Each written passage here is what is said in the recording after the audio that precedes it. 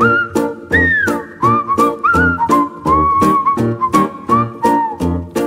Spartans. This is Superintendent Miller, and I've got our Director of Fine Arts and wonderful band director, Mr. Jeremy Parker, with us today for this episode of Riding with Rob. And so, Jeremy, I'll just start off. I know that you guys are busy all the time. So I'm curious, is there any time during the year when you're not busy in band? Not really. I mean, we do have like 3 days in July? Yeah, we have about four or five weeks in the summer where we actually don't have rehearsals. So yeah. And then it kicks right back up, and absolutely, you get going marching season. And this time of year, you know, people kind of visualize band as being the marching band at football and stuff like that, but you guys do so much more than that. So tell us what you've been doing recently. Well, during this time of year, we call this concert season. So soon as the marching season, which coincides with football season, is over, we have concert season where we have the groups performing in symphonic bands and the wind ensemble, jazz ensembles. We're doing, of course, we're getting ready to start working on the musical, the all Fine Arts Department musical. And so we're doing Oklahoma this year, so that's going to be awesome. And the kids get they get to perform like professional music from just like the players and the musicians and the kids in Broadway in New York. And so we're working on a lot of stuff. And then of course we have the big parade coming up. So big parade, a big parade. Yeah. Oh yeah, I knew about it, but not everyone, not all of our viewers are aware that you guys are doing a little traveling here coming up here real soon. Yeah, next Tuesday we ship out, and we're going to be flying over to Dublin, and we're going to be spending a week there. We're going to be marching in two parades, the famous St. Patrick's Day parade in Dublin on St. Patrick's Day. So that's going to be festive and amazing. And we just realized we didn't have green in our uniform, and so we have these little shamrocks now. So then you gotta have something. Or get pinched, otherwise, right? The entire parade. So then 2 days later, we're marching in a competitive parade in Limerick, and Limerick has this really cool parade. It's like the International Band Parade that they have every single year, and it coincides with St. Patrick's Day festivals. But there's bands from Japan and Germany and the United States, and all these bands come from all over the world to compete in this parade. And so not only are we doing the festive Dublin parade, but we're also doing the competitive Limerick parade. So in a competitive parade, it's not like marching like the performances you do in the fall. No, it's just parade marching. So they'll be looking at, you know, how straight your lines are, is everybody in step together, you know, is how well the music sounds, quality of music, absolutely. Now Limerick, is that where the term Limerick came from? I believe so, yeah. Wow. Do you have a Limerick? Me neither. Okay. No, I don't. I'll have to look one up and add one to the end of this. But I guess you'll probably come back with lots of them. Probably. There's probably a book of limericks from Limerick. I'll buy you one while I'm there. I appreciate that.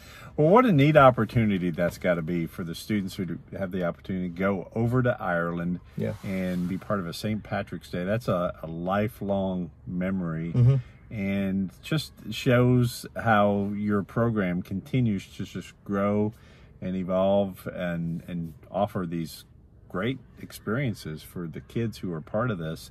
I know you've told me the growth of our intermediate and middle school programs. Next year, how many are you anticipating being in our middle school program? Oh, we're anticipating about 700 seventh graders, about 140 eighth graders, and then of course you said 700. No, I thought you said 700 seventh graders. Did I? Well, I should. Oh, I don't know. 200 seventh graders. There we go. That's a lower. About 140 eighth graders, and then every year in sixth grade, the numbers just keep going up. So we're looking at about upwards of 250 plus beginning sixth graders. Yeah. So you have about 500 in the middle school and about 300, approaching 300 in the high school soon. So a lot of kids in our band program. That's phenomenal. I know for you, obviously, as a band director, that's your love and passion. But this year, we've also given you some additional responsibilities to be our district director of fine arts, and you've done a great job with that as well. So we're trying to grow not just band, but across the spectrum, our vocal music and choir programs. And we have amazing programs in all of our fine arts. So it's just a real privilege to be able to serve these programs and look for ways to expand their growth and find new funding and grants that they can apply for to help grow their program. So it's amazing. Yeah. So if you've got a child, especially intermediate, elementary age, that's moving up, I really encourage you to take a look at some of our fine arts programming. It's a great family for these kids to be part of, gives them these opportunities.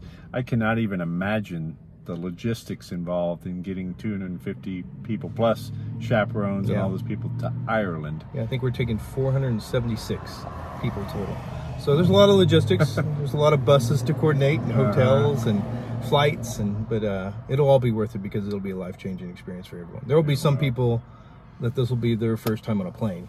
So, and then there's a lot of people their first time out of the country, but some people this will be their first time to have a flight. Those are fun.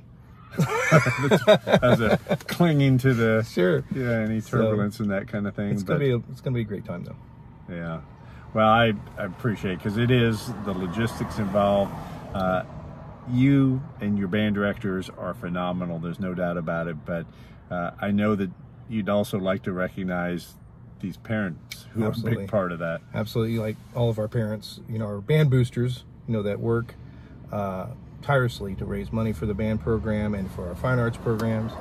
Then, of course, just the community as a whole that supports us in our fundraising efforts. And, we couldn't do this without everybody, the whole community's support. So, and I have to give a shout out to our fine arts secretary, Ms. Hughes. She was new this year, and she hit the ground running, had a big task to help us organize this Ireland trip, and we couldn't have done it without her. She's been amazing. I had no idea. Did you tell her that during the interview? I hope she comes back next year. So if you went to Ireland every year, she might. Does she get to go? She's not, because we already had all the spots set and stuff. But we're going to Indianapolis next year for a contest. I said you have to come with us and there you go. See what that's all about. So she's been great. I have to really give her a big shout out. So yeah.